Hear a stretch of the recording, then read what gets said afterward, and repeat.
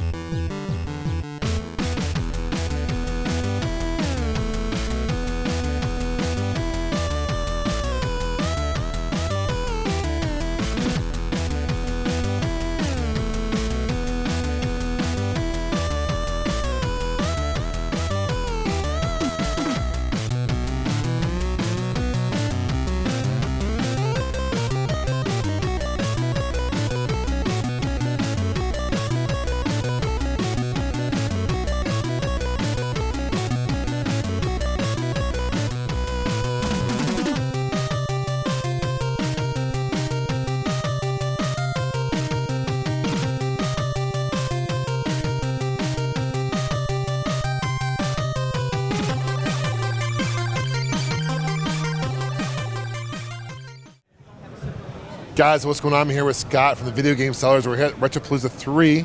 How you guys doing? Scott, man? It's a great convention. It's like 3 times bigger than it was last year, so lots more to see, lots more money to waste. So you were here last year. I was. You were here first year? I was not at the first year. First year was like just a one-day show, a few hours, so driving from Florida would have been pretty tiring for 5 hours. So tell, for those viewers who may not know your show, what's your show all about? My channel is JH MDF, which is just having my damn fun, and the main show on the channel is Video Game Sellers. I'm at a flea market where people obviously are selling games, and normally that's sort of a negative thing, but I wanted to do a show I started about 3.5 years ago where kind of show that there are collectors like myself that are really into games that are just sort of using it as a good way to get some money or get some trade stuff to, get the really hard things that I don't have in my collection. And it's funny, it's goofy, it's a reality TV show at a flea market. So not all video game sellers are bad? No, there are bad ones, which we show on the show, and then there's the good ones, which we also show. You get both spectrums. Well, where can people find you? The channel is JH MDF, but if you type in Video Game Sellers, it should pop up, as well as 106 episodes. And then I have to give him a big thank you because years ago, like 3 years ago now, joined his website. It's one of the first bigger YouTubers that was like, hey, you want to, be a part of my site? You want to do something? So always give a big thanks. Love having you part of it, man. So have you picked up anything cool here? I picked up a lot of cool crap. Yeah. Scoon Complete in the Box on the NES would probably be one of the more expensive ones. Dragon View in the Box, a really mint copy of Dragon Warrior 2. Blew a lot of money. Awesome. Hey, well, thank you so much, man. Thank you, Appreciate man. it. Yes.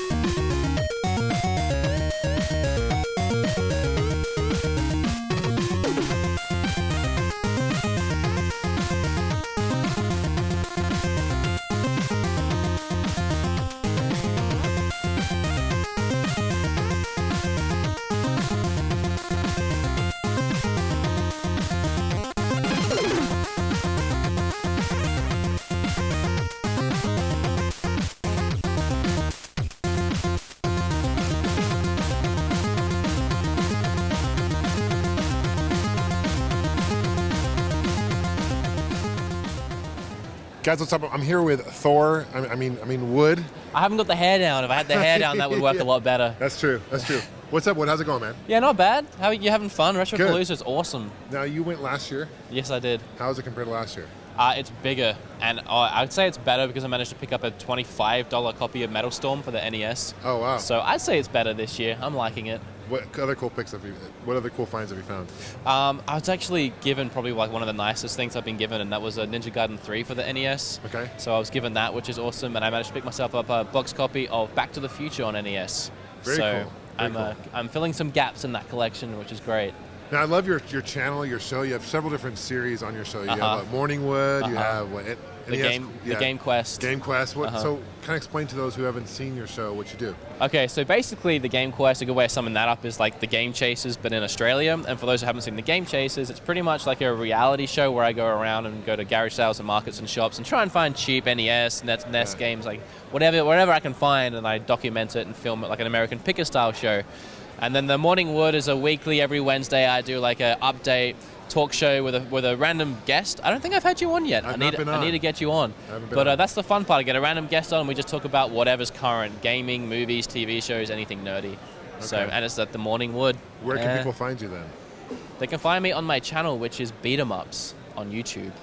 And like also how did you come up with the name Beat 'em Ups? You like Beat 'em Ups games? Is that your genre you like? When I first started the channel, I started with a guy and we just could not find a name.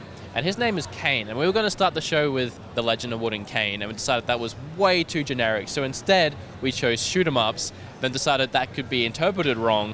So then we decided Beat 'em Ups, and I really don't know how we got to that point. I'm glad we didn't go with Legend of Wooden Kane, I'll tell you that much, because that's really corny. But we ended up on Beat 'em Ups, and end of the day, it doesn't really matter what you call your channel. Yeah, it's a great show, man. Keep it up. If you have a good channel, you just definitely subscribe to this guy.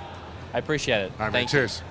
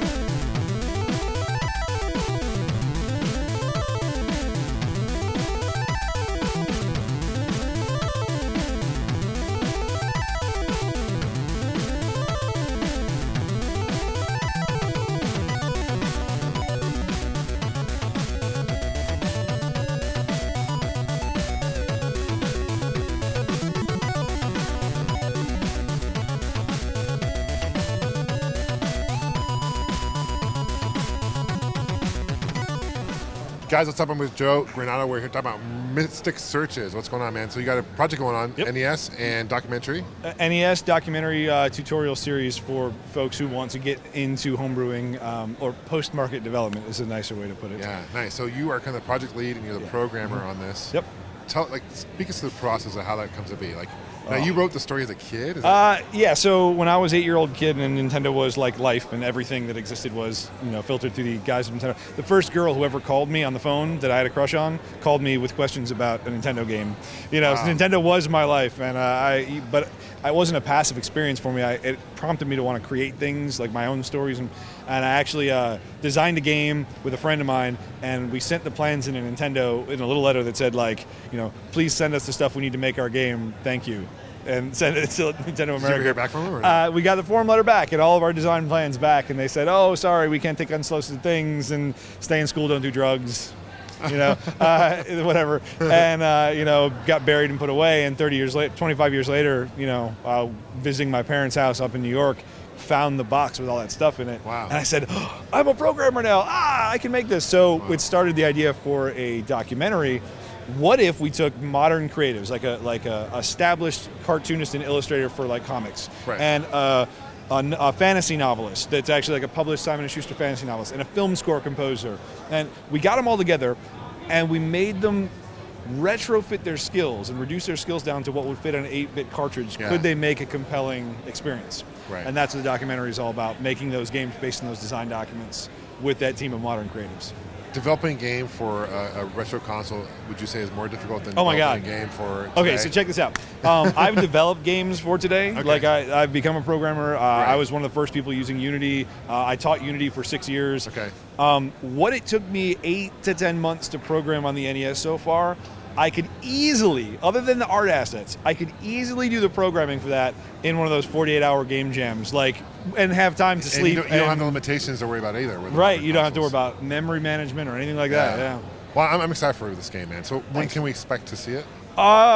We probably pushed it back by about 6 months. I would say early in 2016, February, March. Okay, okay. But before then, in October, we should have what we're calling the prequel quest, so people can kind of like check out how the game's going to play and the mechanics, and kind of like tide them over till the game actually comes out. And where can people find more information?